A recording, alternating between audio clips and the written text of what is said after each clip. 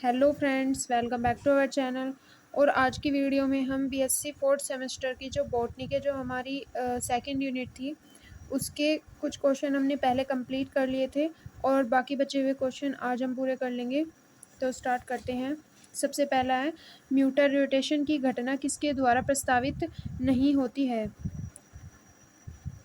तो option D सही हो जाएगा, सुक्रोज, पॉजिटिव सुक्रोज। नेक्स्ट है, पौधों से प्राप्त तेल न तो वाष्पित होते हैं और न ही वाष्पशील होते हैं और ऐसे तेल कहलाते हैं, तो ऐसे तेल जो है स्थिर तेल कहलाते हैं। नेक्स्ट क्वेश्चन है, मसाले जड़ी बूटियां हैं या आंशिक रूप से एकल या मिश्रित पिसे हुए या किसी अन्य रूप में, लेकिन भोजन उसका स्वाद बढ़ाने के लिए मिलाए जाते हैं मेज पर परोसने। इसका आंसर हो जाएगा मेज पर परोसने। नेक्स्ट है, कागज बनाने के लिए कौन सी लकड़ी गुणात्मक रूप से सर्वोत्तम मानी जाती है? तो जो लंबे फाइबर की जाइलम उत्तकों वाली लकड़ी होती है वो सबसे गुणात्मक मानी जाती है। नेक्स्ट क्वेश्चन है, वे पदार्थ जो चबाने के लिए उपयोग किए जाते हैं कहलाते हैं, तो उन्हें कहते हैं हम मैस्टिकेटोरीज। नेक्स्ट है, कैनाबिनस सैटिवा भांग किससे संबंधित है? तो भांग जो है वो कैनाबिनेसी से संबंधित है। उसके बाद है, सबसे टिकाऊ काली लकड़ी किससे संबंधित है? तो वो टेक्टोना ग्रैंडिस से संबंधित है। नेक्स्ट है, वे पौधे जो रेशे उत्पन्न करते हैं खाद्य पौधों महत्वपूर्ण स्थान रखते हैं। कौन सा स्थान रखते हैं? तो दूसरा स्थान रखते हैं। नेक्स्ट है, निम्नलिखित में से कौन सा फ्यूमिरिटरेज मैस्टिकेटोराइन का उदाहरण है? तो पाइपर बेटल पान, निकोटियाना टैबेकम तंबाकू, डायोस्पाइरोस मेलेनोकिस्लोन बीड़ा पत्ता, ये सभी उपरोक्त हैं। उपरोक्त सभी हो जाएंगे। नेक्स्ट है, कच्चे कपास में होती है, कच्चे कपास में सेल्यूलोज होती है।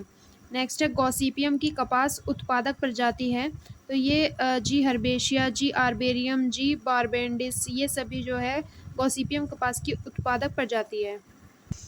नेक्स्ट क्वेश्चन है हमारा, नारियल की भूसी से प्राप्त रेशे का नाम बताइए। तो उस रेशे का नाम होता है कायर। नेक्स्ट है, गन्ने की गुणसूत्र संख्या वो होती है 80।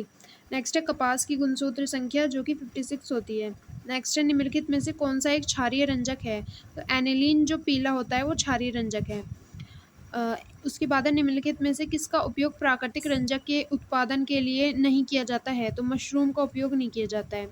नेक्स्ट है, प्राकृतिक रंजक और सिंथेटिक रंजक के बीच मुख्य अंतर। तो प्राकृतिक रंजक और पौधों या जानवरों से प्राप्त होते हैं, जबकि सिंथेटिक रंजक जो होते हैं वो नहीं होते इनसे प्राप्त। नेक्स्ट है, निम्नलिखित में से कौन सा प्राकृतिक रंजक नहीं है? तो मैथिलीन नीला जो होगा वो प्राकृतिक रंजक नहीं है। नेक्स्ट है, क्रिस्टल वॉयलेट का प्राथमिक उपयोग क्या है?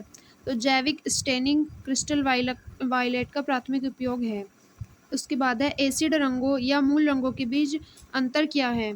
तो इसमें क्षारीय रंजक पानी में घुलनशील होते हैं, जबकि एसिड रंजक जो होते हैं वो घुलनशील नहीं होते। इनके बीच यही मुख्य अंतर है।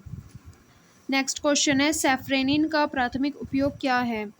तो इसका जैविक स्टेनिंग करना यही इसका प्राथमिक उपयोग है और ज़्यादातर जो है सैफ्रेनिन का इस्तेमाल किया जाता है स्टेनिंग में।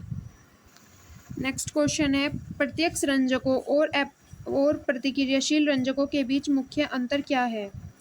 नेक्स्ट क्वेश्चन है, प्रत्यक्ष रंजकों और प्रतिक्रियाशील रंजकों के बीच मुख्य अंतर क्या है?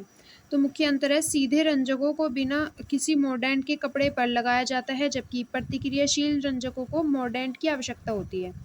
नेक्स्ट है, एक डाई लाल रंग प्रदान करती है, डाई द्वारा किस रंग की डाई को अवशोषित किया गया है? तो हरे रंग की डाई को अवशोषित किया गया है। नेक्स्ट है, एलिजानिन के संबंध में गलत कथन को पहचाने। तो इसमें क्षार में घुलनशील लाल क्रिस्टल होता है और यह घोल कपड़े को लाल रंग प्रदान करता है। उसके बाद है, नीले रंग के संबंध में कौन सा कथन गलत है? तो इसमें यह पानी में गहरे नीले रंग का ठोस घुलनशील पदार्थ है जो नीला रंग देता है। ये सभी गलत है, लेकिन ये सही है। भारत में इंडिगो को इंडिगोफेरा पौधे से निकाला जाता है। इंडिगो की रासायनिक संरचना बेयर द्वारा निर्धारित की गई थी, जिन्होंने इसे संश्लेषित भी कहा। नेक्स्ट है, इंडिगो को वेट प्रक्रिया द्वारा कपड़ों से जोड़ा जाता है। ये सभी इसके सही है। उसके बाद है, कपड़े पर डाई लगाने के लिए प्रयुक्त यौगिक को क्या कहा जाता है? तो उसे मोर्डेंट कहा जाता है। नेक्स्ट है, निम्नलिखित में से कौन सा प्राकृतिक रंजक है? तो इंडिको, बिक्सिन, एलिजानिन, ये सभी ही प्राकृतिक रंजक है। नेक्स्ट क्वेश्चन है, किसी पदार्थ के डाई के रूप में कार्य करने के लिए निम्नलिखित में से कौन सा सही है? तो ऑक्सोक्रोम ग्रुप के साथ साथ क्रोमोफोर की उपस्थिति आवश्यक है, यानी कि ऑक्सोक्रोम और क्रोमोफोर जब किसी डाई में दोनों ही साथ साथ होंगे तभी उसमें कलर आएगा। उसके बाद है प्राकृतिक रंजक। लिटमस किससे प्राप्त होता है? तो ये लाइकेन से प्राप्त होता है। नेक्स्ट है जैव ईंधन है तो नवीकरणीय है। उसके बाद है ईंधन के रूप में अयोग्य मानी जाने वाली लकड़ी है तो बॉम्बेक्स सीबा, मधुका इंडिका और पाइनस रॉक्सबर्गी, ये सभी जो है ये ईंधन के रूप में अयोग्य माने जाने वाली लकड़ी है। नेक्स्ट है निम्नलिखित में से कौन सी गैस मुख्य रूप से बायोगैस में पाई जाती है? तो मीथेन जो गैस है वो मुख्य है बायोगैस में। उसके बाद है ऊर्जा वृक्षारोपण से तात्पर्य है तो ईंधन लकड़ी के पेड़ों की वृद्धि, ये ऊर्जा वृक्षारोपण से तात्पर्य है। उसके बाद है शराब उत्पादन के लिए पौधों का उगाना कहलाता है तो ऊर्जा फसल कहलाता है। नेक्स्ट है अल्कोहल का सबसे अच्छा स्रोत है तो ये नोबेल बेंथ है।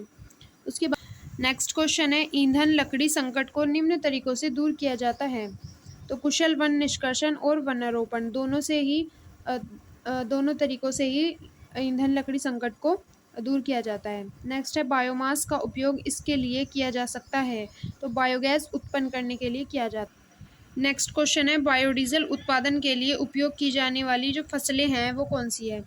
तो वो है जेट्रोफा, सूरजमुखी, सोयाबीन, ये सभी जो हैं बायोडीजल उत्पादन के लिए उपयोग की जाने वाली फसलें हैं। उसके बाद है पहली पीढ़ी के जैव ईंधन बनाए जाते हैं तो चीनी और स्टार्च, वनस्पति, पशु वसा, ये सभी से।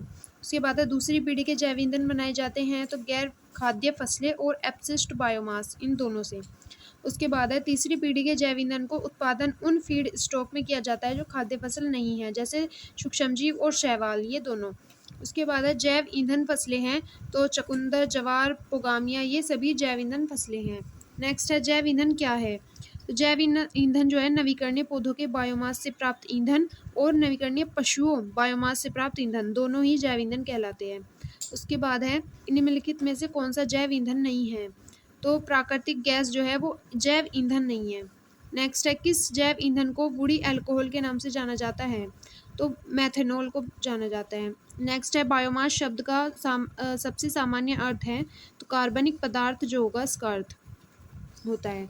नेक्स्ट है इनमें से किस वानिकी सामग्री का उपयोग बायोमास के रूप में किया जा सकता है? तो लॉगिंग अवशेष, इसका उपयोग ही वानिकी सामग्री है ये एक तरह की, और इसका उपयोग बायोमास रूप में किया जा सकता है। नेक्स्ट है परिवहन ईंधन उत्पन्न करने के लिए बायो एथेनॉल के साथ मिलाया जाता है तो इसे पेट्रोल के साथ मिलाया जाता है। उसके बाद है बायोगैस किसको कहा जाता है? तो बायोमीथेन जो होती है बायोमीथेन, उसे बायोगैस कहा जाता है। नेक्स्ट क्वेश्चन है बायोमास का उपयोग किसके उत्पादन में किया जाता है? तो जैव ईंधन के उत्पादन में किया जाता है।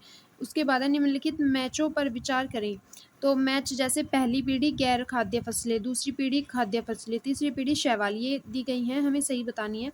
तो केवल जो तीसरी होगी, तीसरी पीढ़ी में शैवाल आते हैं, ये सही है। उसके बाद निम्नलिखित में से कौन सा पान है? तो पाइपर बेटल, ये पान का वैज्ञानिक नाम है। उसके बाद सुपारी का वानस्पतिक नाम है तो एरेका कैटूचा, ये सुपारी का वानस्पतिक नाम है। तो आज की वीडियो में इतना ही, और अगर आपको किसी टॉपिक पर वीडियो चाहिए तो आप कमेंट बॉक्स में प्लीज़ बता देना। So thank you so much.